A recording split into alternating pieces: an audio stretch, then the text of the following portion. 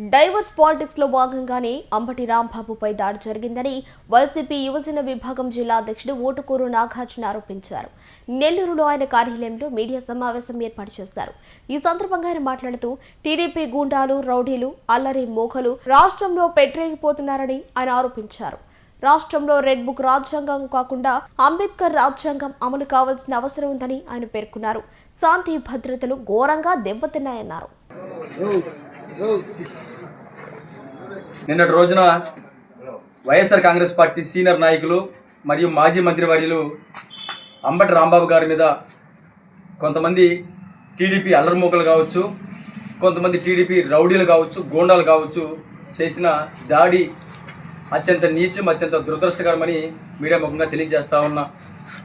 ఈ కూటమి ప్రభుత్వం అధికారంలోకి వచ్చిన నాటి నుంచి ప్రజలకు చేయాల్సిన మంచిని పక్కన పెట్టి కేవలం వైఎస్ఆర్ కాంగ్రెస్ పార్టీ కార్యకర్తలని, నాయకులని లక్ష్యంగా చేసుకొని వాళ్ళని వేధించడం, వాళ్ళని వెంబడించడం, వాళ్ళని అనేక రకాలుగా ఇబ్బందికి గురి చేస్తూ రాష్ట్రంలో అంబేద్కర్ గారు రాసినటువంటి రాజ్యాంగాన్ని పక్కన పెట్టి రెడ్ బుక్ రాజ్యాంగంతో పాలన సాగిస్తున్నారు అని చెప్పడానికి నిన్న జరిగినటువంటి అంబటి రాంబాబు గారి మీద జరిగినటువంటి దాడి ఒక నిదర్శనం తెలియజేస్తా ఉన్నా.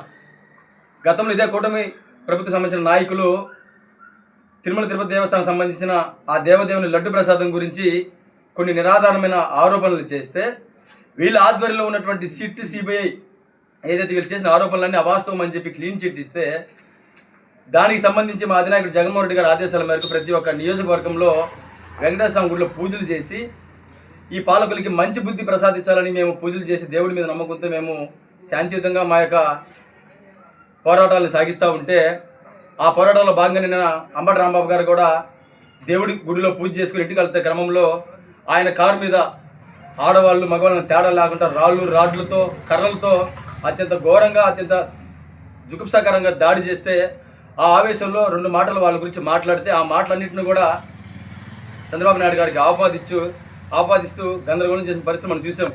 అప్పటికి అంబటి రాంబాబు గారు ఆయన ఇంటికి వెళ్ళిన తర్వాత ఆ యొక్క కార్యక్రమాన్ని చూసిన తర్వాత నేను ఆవేశంలో కొంతమంది మాట్లాడిన మాటలు వాస్తవమేనని చెప్పి కొంతమంది గురించి మాట్లాడిన మాటలు కూడా ఆయన వివరణ ఇచ్చే పరిస్థితి కూడా ఆయన చేసినా కూడా ఈ కూటమి ప్రభుత్వంలో ఉన్నటువంటి కొంతమంది చిల్లర నాయకులు ఏదైతే ఈ టాపిక్ డైవర్షన్తో ఈ కల్తీ లడ్డుని ఏదో ఒక రకంగా ప్రజల మనల్ని దోషులుగా నిర్ణయించారు కాబట్టి ఏదో ఒక రకంగా మాట్లాడుకోవాలా, ఈ టాపిక్ డైవర్షన్తో మనం పాలిటిక్స్ చేయాలన్న ఉద్దేశంతో ఆయన మీద అత్యంత దారుణంగా ఆయన ఇంటికి వెళ్ళి ఆయన ఇంటికి నిప్పు పెట్టించి ఆయన కారుని ధ్వంసం చేసి చివరికి ఆయన పైన హత్యాయత్నం చేస్తే ఆయన పైన హత్యాయత్నం చేసిన వాళ్ళ మీద చర్యలు తీసుకోవాల్సింది పోయి ఆయన మీదే కేసులు పెట్టి ఈరోజు అక్రమంగా ఆయన అరెస్ట్ చేసిన తీరు చూస్తూ ఉంటే రాష్ట్రంలో శాంతి భద్రతలు ఏ విధంగా క్షీణిస్తున్నాయో తెలియజేస్తూ ఉన్నా.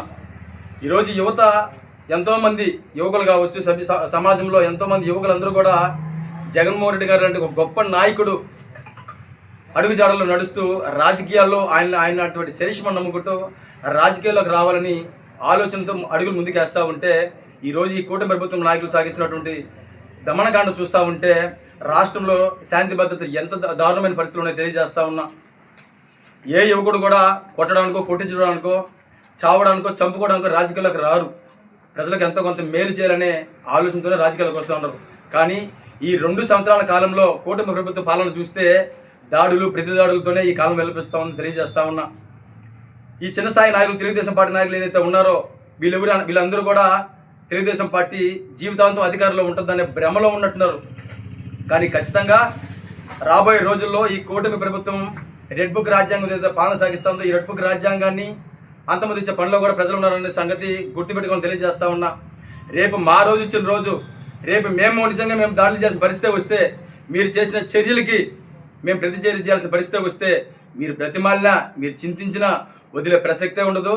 వీళ్ళకి అండగాగుతున్నటువంటి అధికారులు కూడా ఖచ్చితంగా ఇబ్బందులు పాలే పరిస్థితులు కూడా ఉన్నాయని తెలియజేస్తా ఉన్నా. ఖచ్చితంగా ఏదైతే ఈ రాష్ట్రంలో ఈ రెడ్ బుక్ రాజ్యాంగంతో పాలన సాగిస్తూ ఉన్నారో ఈ రెడ్ బుక్ రాజ్యాంగానికి భయపడే పరిస్థితులు వైఎస్ఆర్ కాంగ్రెస్ పార్టీ కార్యకర్తలకు, నాయకులు లేవని తెలియజేస్తా ఉన్నా. ఎన్ని దాడులు చేసినా, మీరు ఎన్ని చేసినా సరే ప్రజల పక్షాన పోరాటం చేయడానికి, మిమ్మల్ని ప్రశ్నించడానికి వైఎస్ఆర్ కాంగ్రెస్ పార్టీ కార్యకర్తల, నాయకులందరూ మేము అండగా ఉంటామని, రాబోయే రోజుల్లో మా అధినాయకుల ఆదేశాలతో మరింత ఉధృతంగా కూడా మీ యొక్క ఆగడాలను అరికట్టే విషయంలో మేము ఎక్కడ రాజీ పడే ప్రసక్తే ఉండదని తెలియజేసుకుంటూ నిన్న జరిగినటువంటి అంబటి రాంబాబు గారి మీద జరిగిన దాడిని నెల్లూరు జిల్లా యువజన విభాగం తరఫున తీవ్రంగా ఖండిస్తున్నామని తెలియజేస్తా ఉన్నా.